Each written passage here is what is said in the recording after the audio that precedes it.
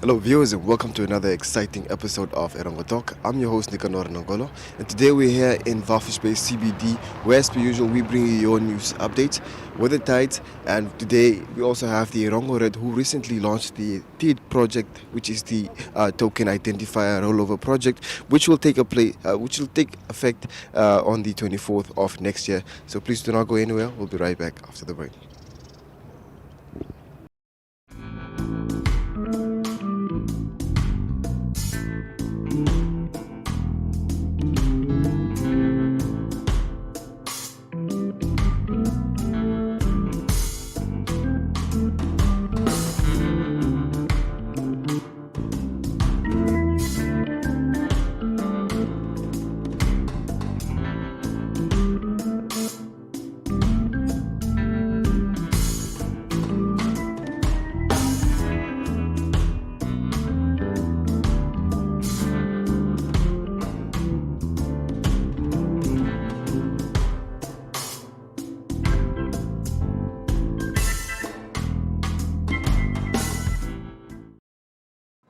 Hallo kijkers en welkom bij vandaag's episode van Erongo Talk. I'm your host Nicanor Nangolo. I am your host Frida Molatu. I'm your host Alan Johannes. Sit gerus terug en geniet hierdie episode met ons. We didn't count them out. We know they played against Grootfontein. Die weer is mooi. Dis 'n eer om hier te wees. Ondersteun ons. Ons gaan julle trots maak.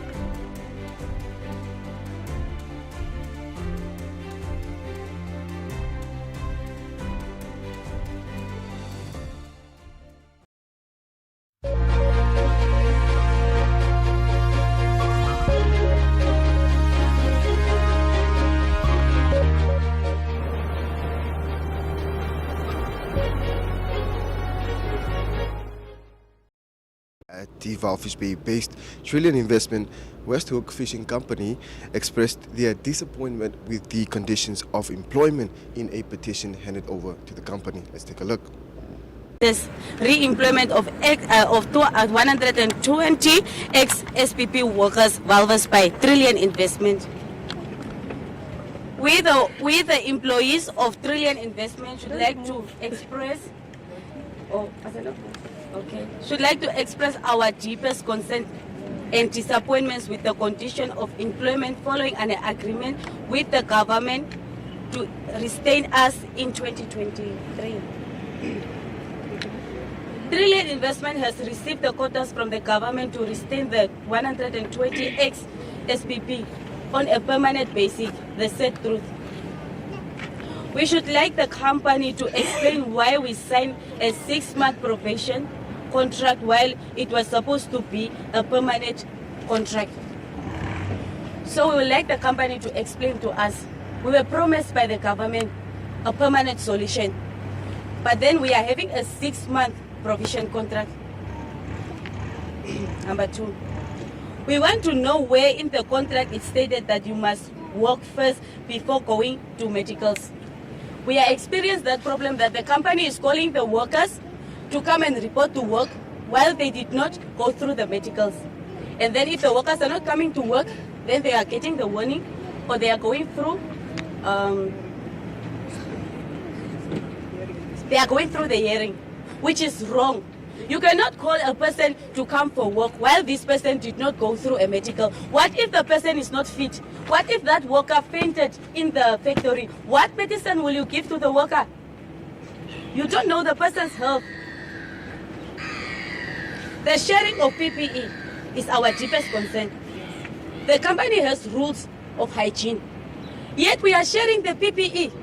Imagine I'm wearing the dress in the morning and I'm going in the factory. Lunchtime I will come out and somebody will wear that dress. And then the person that are coming from night shift, they will be given the same dress which is wet. We are not coming from the same background. That is not safe. The issues raised by the workers are serious, and we hope that all parties that are involved will find solutions for the issues raised. Moving on, in our second news story, President Hage Geingob has urged world leaders to accelerate the fight against inequality at the Oxfam and UniAid at the Inequality High Level event. Let's take a look. You have inequality, you cannot have peace. So people who came from apartheid background, where inequality was written in practice of the state, so to say, and based on the color, that's worse. When Wood was saying, don't give education to an African, let him just learn how to take orders from me. Otherwise, if you educate him, he will cut your throat.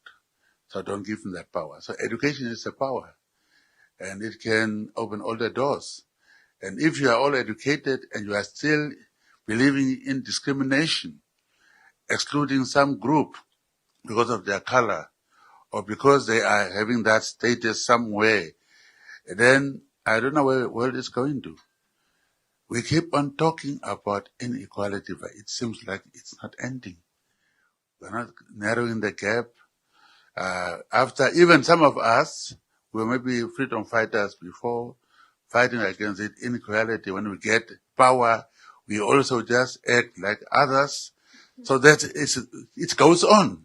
There's no inequality really. If you have a country and you're going to have people who feel left out, and by design, then you are sitting on a powder keg. One day it will blow up. Yes, whatever it is, nobody can keep on taking oppression or discrimination. One day they will revolt. When they revolt, no more mercy. So while we have time with experts like this, let's look at reality of why all types of inequalities at education level, health level, positions, and sometimes in Africa, tribalism comes in too. So because it's this tribe, I cannot put them in this position. Those ones are all seeds we are planning for revolution. Namibia ranks as one of the world's most unequal countries. A report by NSA suggests that the country needs further improvements in the efficiency of social spending through, for example, better targeting efficiency, consolidation of social programs, and reducing leakages of existing programs. And now finally, and for some sports news, the 8th round of the Namibian National Moto X Championships took place in Swakopmund. Let's take a look. Hi, Mark Shanago from Namibia. I'm here in Swakopmund at the motocross for our round 8 of the national championship. I actually retired earlier this year, and then I was asked to race the MX of African Nations, and then I started training for that, and I trained really hard for that, and I did our previous races, and that put me back into the championship. So it's not that I'm coming out of retirement, but I can still win the championship this season. So that's the only reason why I'm going to finish the season off. And obviously that means that I keep on training hard and trying to finish off strongly. The track's really awesome. I think the people here did a really amazing job prepping the track and getting the entire event organized. The place looks amazing, and it's just an awesome vibe here today. Our first heat is done now. I did really well. I was able to win it. I had a smooth race, and I changed some stuff from the previous race that we had in Omaruru. I struggled with some minor fitness stuff and suspension setup and stuff. I changed that, and I think it worked off. It went really well now. Thanks. Hi, I'm Zoe Waldschmidt. I'll be in the Women in Motorsports class today. And I started riding when I was 7, 8, around there. And now I'm 17. And I'm actually looking forward to this race because I haven't ridden on this track since I think 2021, because sadly I wasn't here last year to race it. And I'm currently in an injury, so I'm hoping that it'll go good today, that I don't hurt it more. But yeah. Scheduled for October and December. And on that action-packed note, we have come to conclude our news for today. Try inskrywings gedoen het, doen dit onmiddellik, julle tyd hardloop uit. Ons het net 2 try oor om uit te deel. Save die nommer 087856231 #NamBoys dat die WhatsApp nommer toe, jy's outomaties ingeskryf. Welkom julle, my naam is Brian Munango en ek is julle se aanbieder vir Gooi Kolle. Dit is donderdag se sportstreep nou.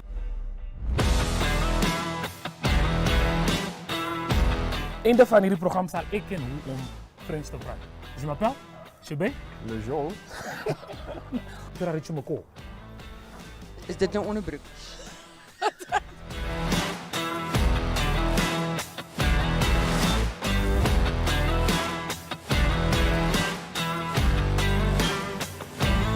Blijf geschakeld. We zien jullie weer vrijdag volgende week. Gooi kool.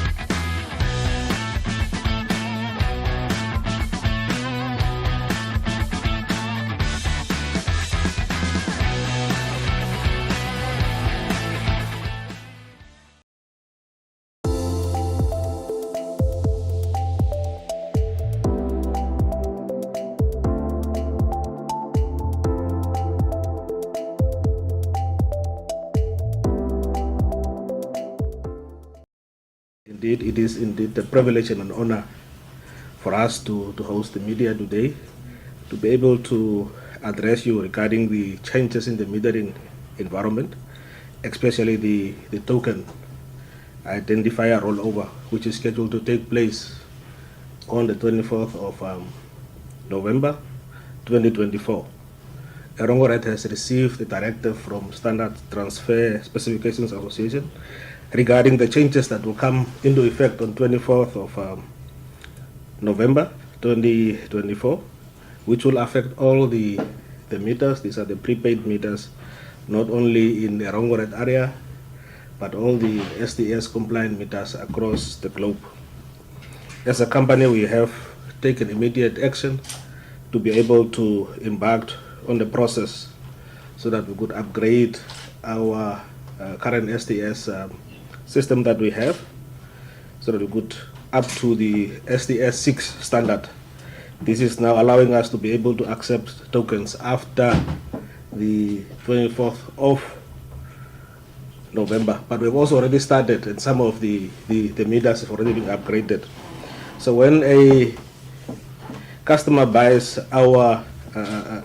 buys electricity, either at our offices or online or via the vendors, we normally issue the clients of 20-digit numbers.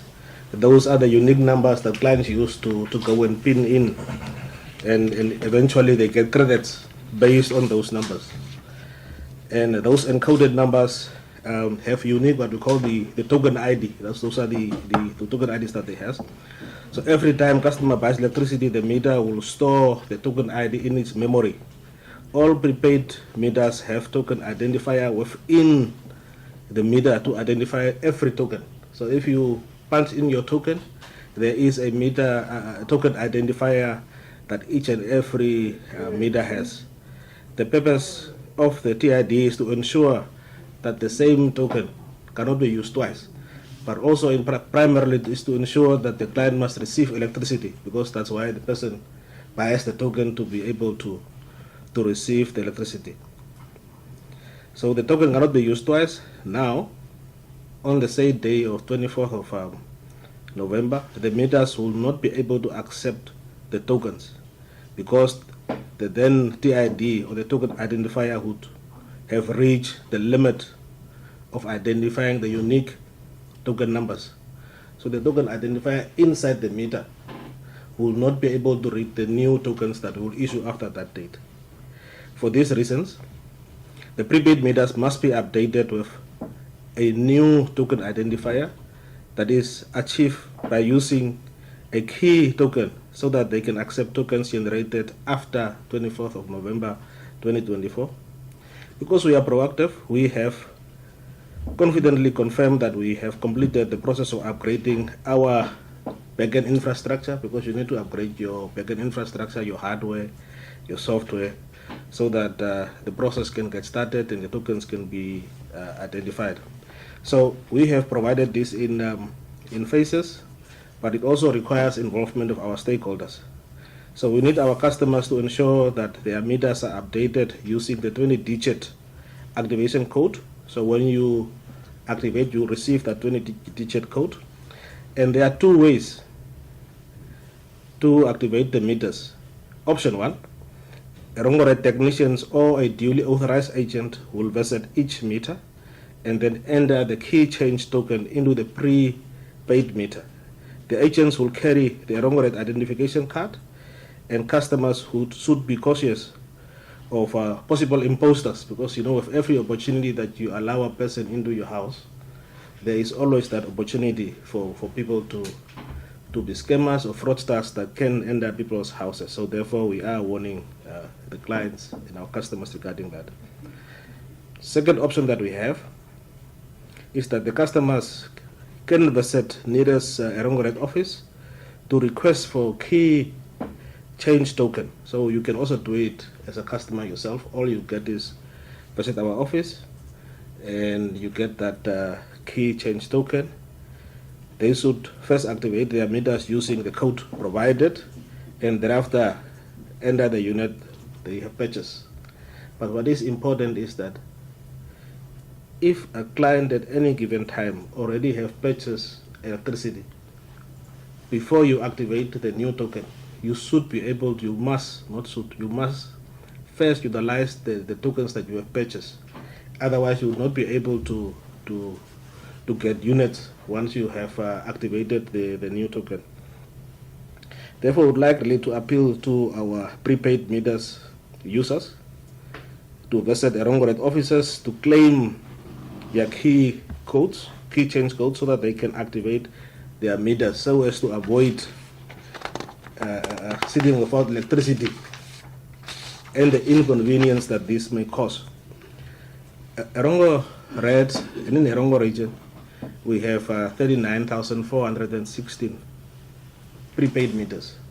That's what we have, 39,400 prepaid meters, and all of them must be updated on or before 24th, or upgraded on or before. But this year we have started off upgrading the meters. We have 3 areas in Erongo region, Erongo RED areas. So we have upgraded already meters in area 3, and the meters that we have upgraded is 7,409 meters that we have upgraded. And these areas that we have upgraded is your Maruru, Hanabeb, Ogombai, Uis, Machete, and all the surrounding villages, Anikap. So all those areas have been upgraded, and those areas are 100% upgraded. So the people in those areas of Maruru, they now know they are sorted, including Hanabeb and Usakos.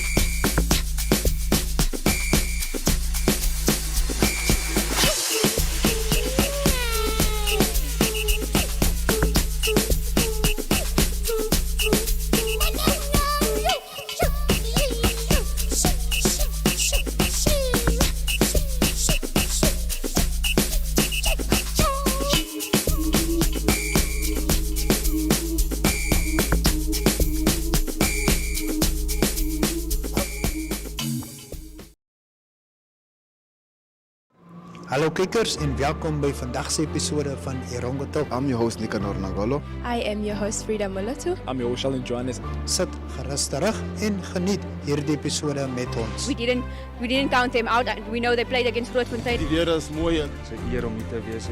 Ondersteun ons. Ons gaan julle trots maak.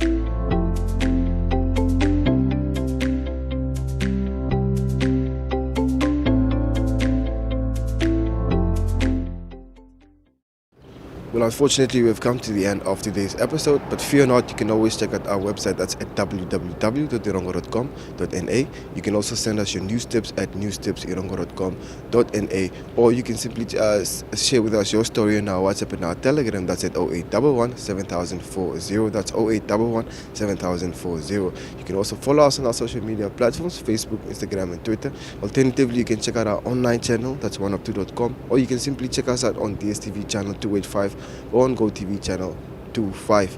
That was all for today's episode. Until next time, it's goodbye.